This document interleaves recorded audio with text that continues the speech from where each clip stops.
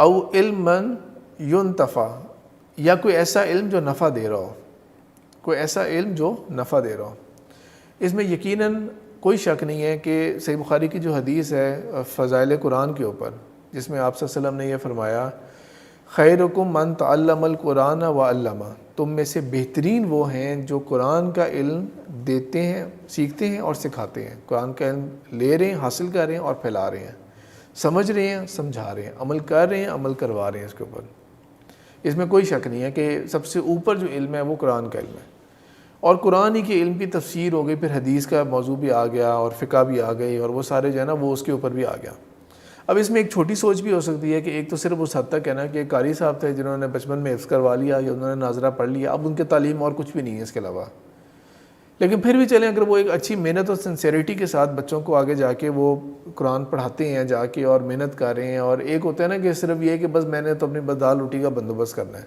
ایک ہوتے ہیں واقعی ان کے اندر نا شوق اور لگن کے ساتھ وہ کر رہے ہیں، محنت کر رہے ہیں، واقعی بچوں کا تلفظ اچھا ہو، اور وہ بھی اس میں یقیناً شامل ہو۔ اللہ تعالیٰ کی رحمت بہت وسیع ہے، ہمیں اس کو محدود نہیں کرنا چاہیے، تو وہ بھی اس میں شامل ہے۔ اس میں اگلا لیول جو ہوگا نا وہ بھی شامل ہوگا جو کسی تھوڑے عوامی درس جسے کہتے ہیں ہم، عام عوام الناس کی حد تک نا کوئی درس ہو رہا ہو، عام مطلب کہ بہت زیادہ آپ نے بہت گہرائی میں نہیں گئے علم کی، آپ نے ایک سطحی لیول پہ علم حاصل کیا، قرآن پڑھا، ترجمہ سے سمجھنے کی کوشش کی، اور اس کے بعد آپ نے اس کو جو ہے نا ایک درس وغیرہ دینا شروع کر دیا، یا جس طرح ابھی رمضان کے اندر ایک بہت اچھی روٹین ہوتی ہے کہ دورہ قرآن ہو رہے تھے مختلف جگہوں کے اوپر ترجمے کے ساتھ، اور وہ ایک ایکسپلینیشن ہو رہی ہوگی ہلکی سی سطحی لیول کی، لیکن بہت اچھی چیز ہے وہ، بہرحال پھر بھی بہت اچھی چیز ہے۔ ریڈیو کے اوپر صوت القرآن کا پروگرام آتا ہے، اگر کوئی اس کو لگن کے ساتھ کر رہا تھا نا، ایک تو ہوتا ہے نا ریڈیو پاکستان میں، جو بھی ریڈیو پاکستان میں کرتا ہوں تو میں کیا کروں، میں نے تو اسی کو پلے کرنا ہے، لیکن اگر کوئی اس کو ویژن اور مشن بنا کے کر رہا ہو کہ میں اللہ کی بات کو آگے تک پہنچا رہا ہوں لوگوں تک، اور اس کے اندر میں نے اس کو اور بہتر سے بہتر کرنا ہے، تو وہ ظاہر بات ہے وہ بھی اجر اس کا پائے گا۔ پھر اس کے اندر وہ لوگ بھی آتے ہیں کہ قرآن کے اندر جو ڈیپتھ کے اندر اب علم کی طرف جاتے ہیں ہم لوگ، اور قرآن کا جو ڈیپتھ ہے نا، وہ جب ڈیپتھ میں جاتے ہیں نا تو وہ کسی بھی ایک بندے کی بس کی بات ہے ہی نہیں، وہ سوال ہی نہیں پیدا ہوتا، کیونکہ قرآن کا نالج جو ہے نا وہ بہت وسیع ہے، بہت وسیع ہے۔ مثال کے طور پر جو اسٹینڈرڈ ہمارے جو دارالعلوم ہوتے ہیں جہاں سے درس نظامی کر کے لوگ نکلتے ہیں، یا جو مفتی کا کورس کرتے ہیں اس کے بعد، یا جو اسلامک یونیورسٹی یا جو اس طرح جو اسلامک اسٹڈیز کے اندر جو پراپر جو ڈگریز کرتے ہیں، چاہے ایون پی ایچ ڈی تک کیوں نہیں ہو گیا، لیکن ان کی اسپیشلائزیشن جو ہوگی نا وہ تفسیر کے اندر ہوگی، یا حدیث کے اندر ہوگی، یا فقہ کے اندر ہوگی، وہ قرآن کے نا ان کی اسٹرینتھ کیا ہوگی، قرآن کی وہ آیات جو فقہ سے متعلق تھی، قرآن کی وہ آیات جو کسی تاریخ سے متعلق تھی، قرآن کی وہ آیات جو مسائل سے متعلق تھی، قرآن کی وہ آیات جو تفسیر کے جو دوسرے اور موضوعات ہوتے ہیں ان کے اوپر جو ہے نا جن کا انحصار ہوتا ہے، وہ ان کی اسٹرینتھ ہو گئی، ٹھیک ہے۔ لیکن جب اللہ تعالیٰ تو قرآن کے اندر تو سائنس کے چیلنجز بھی دے رہے ہوتے ہیں، اللہ تعالیٰ جو ہے وہ سورہ ملک کے اندر کہہ رہے ہیں کہ آسمانوں کے اوپر اس کو ذرا جانچ کے پڑتال کر کے دیکھو تو صحیح اس کی۔ اب وہ تو مفتی نہیں کر سکتا، مفتی تو بیچارے نہیں اس کی انڈرسٹینڈنگ کر سکتے۔ وہ کتنی ایک آڈ بات تھی جو چند سال پہلے ایک سعودی عرب کے کسی بیان کا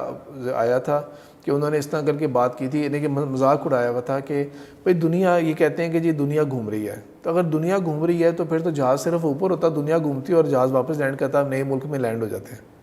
آپ کو جہاز کو چلنے کی کیا ضرورت ہے؟ یعنی کتنا آپ کہہ سکتے ہیں کہ یار بیچاروں کو نہیں سمجھ، ان کو کتنی سائنس کی لا علمی ہے نا، کس قدر لا علمی ہے یہ کہ وہ اس طرح کی بات کر رہے ہیں، اس سے کیا بندہ کہے۔ اس لیے بہتر وہی ہوتا ہے نا کہ جو آپ جس چیز کا علم نہیں ہے اس کے بارے میں آپ ڈونٹ ڈسکس اٹ۔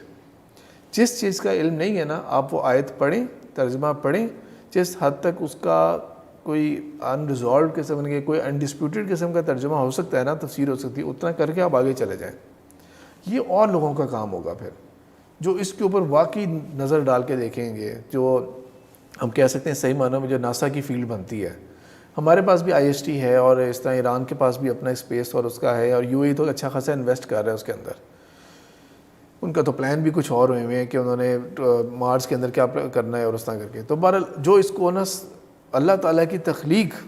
یہ نہیں کہ ایتھیسٹ بنا ہوا ہے بندہ، ایگنوسٹس بنا ہوا ہے، وہ نہیں، جو مومن ہے اللہ تعالیٰ کی تخلیق سمجھتے ہوئے اس کو اسٹڈی کر رہا ہے اور اس کو جو ہے نا سمجھنے کی کوشش کر رہا ہے اور اس کو پھیلانے کی کوشش کر رہا ہے، اس کی تفسیر میں جا رہا ہے نا، وہ بھی یقیناً اسی کا مستحق ہوگا۔ کہ اس نے قرآن کی تفسیر کی ہے، قرآن کی آیات کو سمجھا۔ میڈیکل سائنس کے اندر اللہ تعالیٰ ایمبریولوجی کے اوپر کتنے دفعہ جو ہے نا باتیں کرتے ہیں، وہ اس میں ہماری پرانی تفسیر نہیں اس کا سمجھا سکتی۔ مثال کے طور پہ تفسیر ابن کثیر جو ہے نا وہ one of the most popular تفسیر ہے،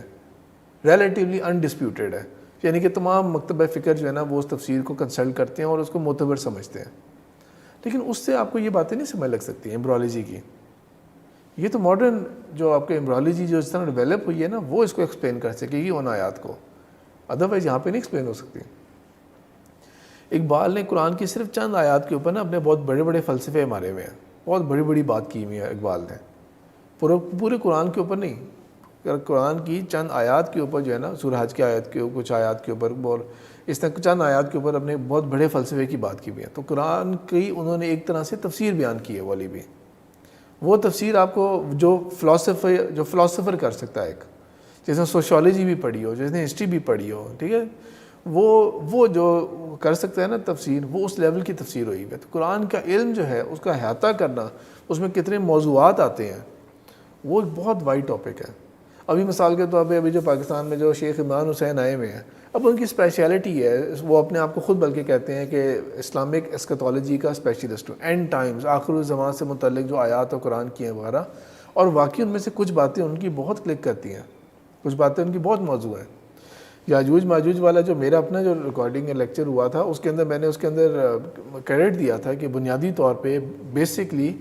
ٹھیک ہے، میں نے اس کو اپنے طرح سے اس کو لے کے چلا ہوں، لیکن بنیادی طور پہ یہ ان کی تھی رائے،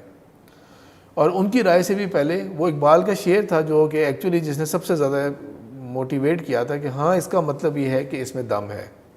اس رائے میں دم ہے، وہ جو اقبال کا شعر تھا۔ تو وہ اقبال نے، جیسے میں نے کہا نا، قرآن کی چند آیات کا ذکر کیا، پورے قرآن کی تفسیر نہیں کی ہوئی۔ اسکتولوجی ایک الگ علم ہے یہ، کہ آخر زمان کے اندر کیا کیا ہونے ہیں، قرآن کے اندر جو ہنٹڈ ورڈز ہوتے ہیں ان کے اندر کس طرح ہوگا۔ اکنامکس ایک الگ ہے اسلام کے، اس کے اوپر جو اسٹڈی کر رہا ہوگا، فائنینسز کر رہا ہوگا۔ تو یہ جو